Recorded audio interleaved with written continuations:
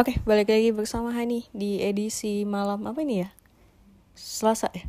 Nggak tahu ini hari apa sih? Ya ini kita ceritanya masih dalam rangka work from home atau stay at home, whatever it is. Yang jelas ini udah hari kesekian jadi kita agak lupa hari. Oke, ini adalah hari pertama gue pengen nyobain bikin podcast karena kayaknya kalau bikin video terlalu mager untuk setup alat dan lain-lain. Jadi daripada nggak ngapa-ngapain akhirnya mending bikin podcast aja. Dan pastinya tamu pertama dan tamu satu-satunya di podcast ini sepertinya memang akan hanya ada satu, yaitu suami sendiri ya. Waktu sudah menunjukkan pukul jam 12:30 pagi. Dan ya kita coba ngobrol aja lah kira-kira apa yang mau diomongin. Nah kebetulan di saat kita ngerekam ini kita lagi muter-muter videonya Jason Ranti. Dan gue kepo banget sebenarnya. Ini belakangan suami gue lagi dengerin parah. Tiap hari kayaknya Jason Ranti terus. Oh iya, menyapa dulu dong tamunya. Apa kabar mas suami? Halo, apa kabar? Ya, kabar baik, kabar stres karena work from home, terus kerjaan juga semakin menggila. Bahkan tadi kayak sedikit error, jadi kayak nggak bisa ngapa-ngapain. Ya mungkin karena suasananya juga kayak di kamar terus gitu ya. Jadi kesannya lebih jenuh aja gitu. Lebih bikin jenuh, jadi capeknya bukan capek fisik tapi lebih ke capek secara psikis gitu. Ya gak sih? Iya, ini aja capek, bosan kali, capek ngeliat hal yang itu aja. Nah mungkin capek ngeliat hal itu aja. Apakah Jason Ranti ini termasuk pelipur lara bagimu, Mas? Iya, karena Jason Ranti dari sisi lagunya Bilang iya aja kan aku belum tanya kenapa. Oh gitu ya. Iya. Nggak, karena untuk prolog dulu nih, soalnya bisa jadi teman-teman yang ngedengerin podcast ini kan nggak tahu Jason Ranti siapa. Jadi intinya ada salah satu musisi Indonesia namanya Jason Ranti yang sejujurnya aku pun tahunya tuh baru dari Emas. Sebelumnya aku nggak pernah dengar sama sekali siapa itu Jason Ranti.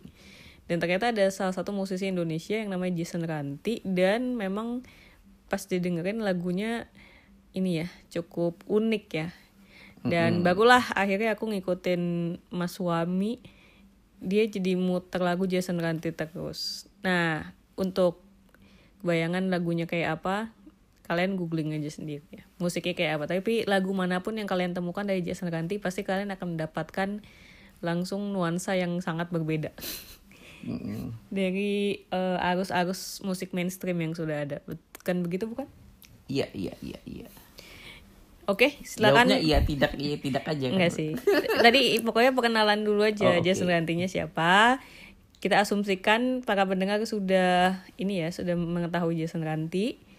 Nah, sekarang jadi aku mau nanya, kenapa sih Mas tiap hari tiada hari tanpa memutar lagu Jason Ranti? Karena latar belakangnya dulu.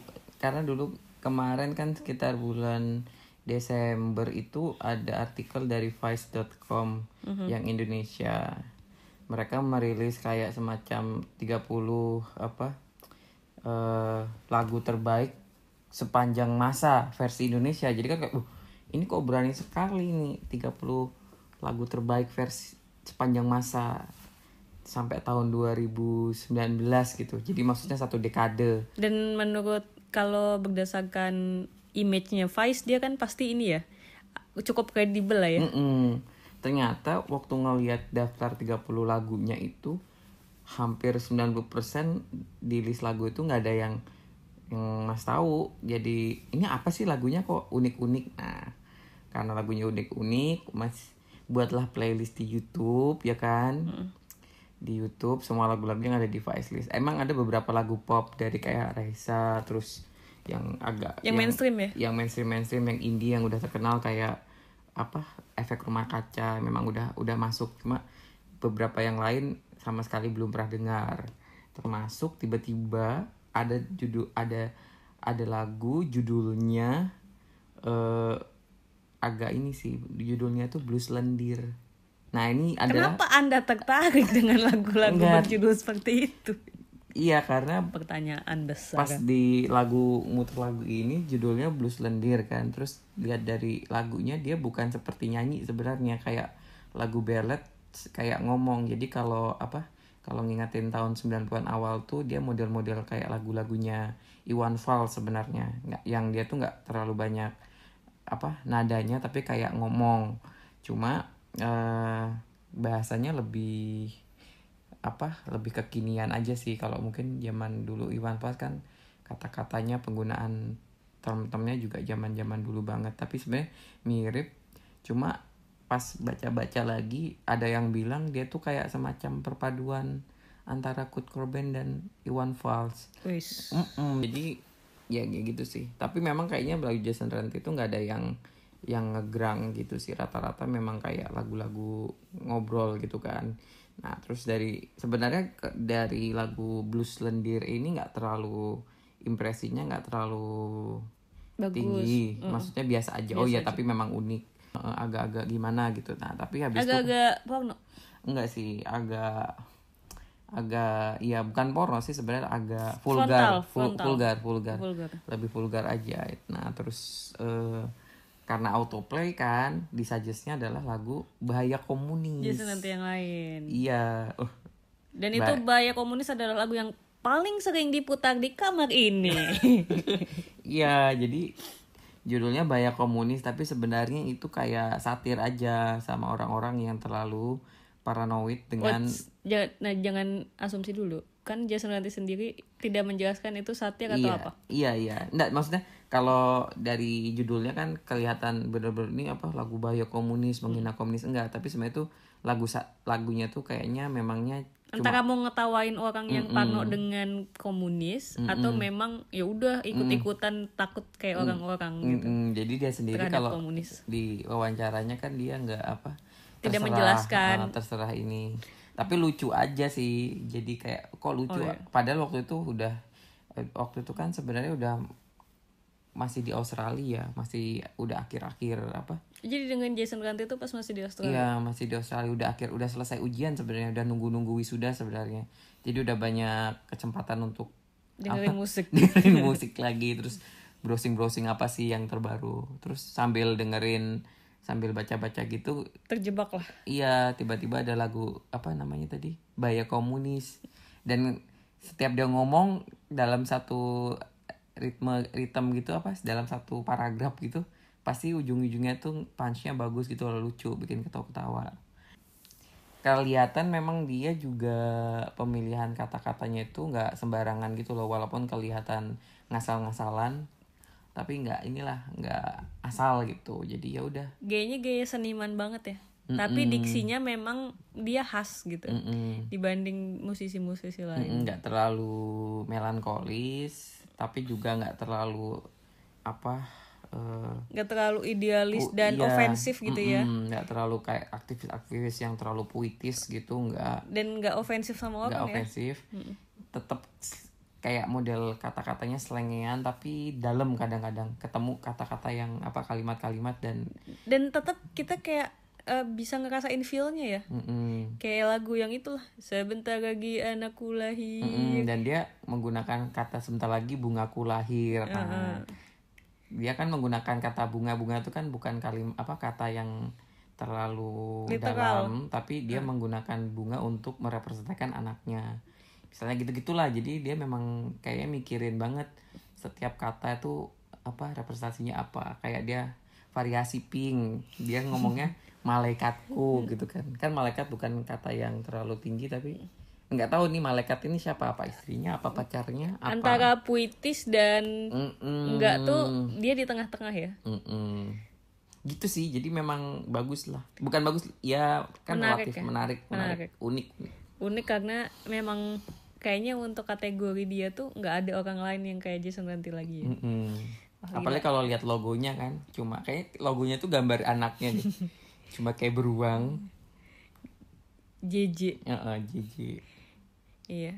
Aku juga sebenarnya nggak bisa dibilang fansnya Jason Ranti sih. Cuman aku belakangan jadi cukup terinfluence dengan suami yang kayaknya nontonnya Jason Ranti mulu. akhirnya ikut-ikutan juga nonton interview Jason Ranti lah, perform dia lah, dan kita kepo dengan ini ya, pemikirannya. Dia sebenarnya mikirnya apa sih gitu. Iya, ya sebenarnya Ini kayaknya dia ini nih, kupingnya panas diomongin. iya, sebenarnya umum sih, biasa kayak musisi-musisi dengan keresahannya masing-masing kan. Dan setiap seniman kan pasti punya alasan keresahan-keresahan. Nah, kalau dia sih memang keresahannya umum ya, tentang masalah sosial dan lain-lain, tapi dia ngebawainnya dengan nggak terlalu ya santai aja, nggak terlalu serius gitu, tetap dibawa asik tapi tetap bisa buat orang Itu yang aku suka sih memang. Iya, yang aku suka. Jadi dia bisa dibilang cukup kritis tapi tidak ofensif, dan itu susah. Kadang orang kritis kan jadinya ofensif terhadap pihak tertentu kan. Kalau ini ya udah gitu, slow aja kali slow gitu. aja, cuman bikin orang mikir kan. Ya bikin orang berkontemplasi tentang kehidupan. Asik, Asik. emas banget ya. Mm-mm. Asik. Atau mungkin jangan-jangan dia sebenarnya nggak sadar kalau dia membuat orang-orang kayak gitu. Apa sih, saya mungkin nggak ada maksudnya seperti itu, bisa jadi. Iya.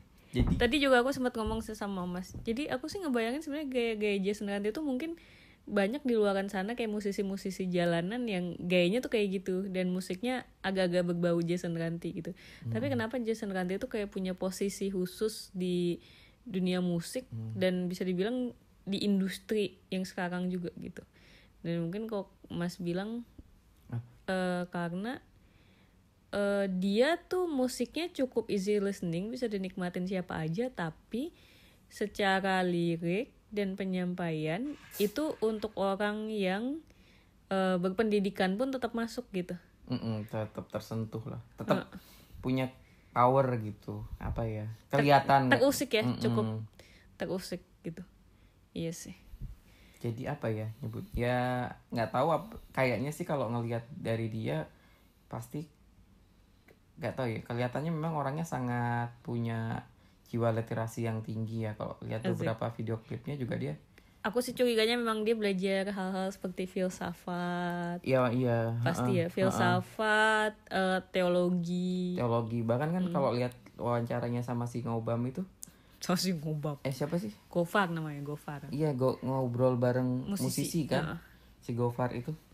Dia kan sampai ngomongin seorang Hafiz Al-Quran kan, padahal dari bahasanya yang sangat cabul itu dia bisa sampai melakukan kajian bagaimana orang Hafiz Al-Quran itu bisa menghafal Al-Quran sangat panjang, dan dia mengapresiasi para penghafal Al-Quran gitu. Padahal dia itu maksudnya karena dia kan ditanya soal kenapa kok bisa kamu dengan lirik yang panjang kamu masih bisa hafal, karena kan lagunya Jason Ranti itu kan nggak berulang-ulang kan, kayak dia ngobrol dari detik pertama. Nggak ada kalimat yang berulang ya?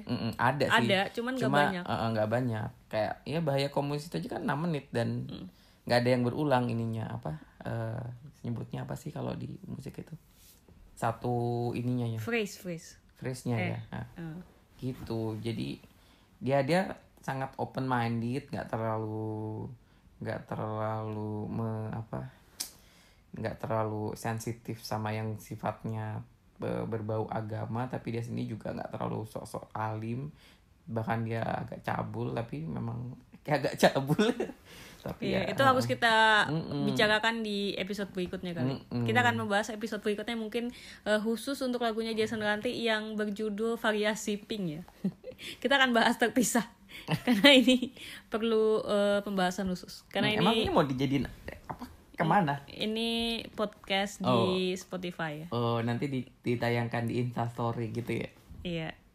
Dengarkan podcast saya gitu. Dengarkan gak dengarkan terserah lah, bebas. Okay. Kita kan tidak memaksa karena kita juga tidak bisa menjanjikan apapun.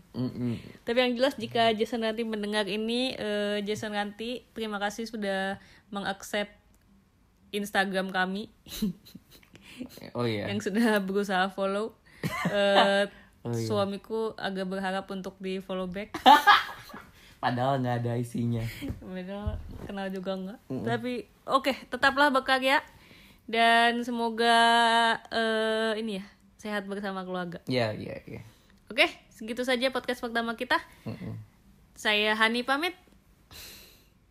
Saya Aulia Rahman Alfahmi pamit.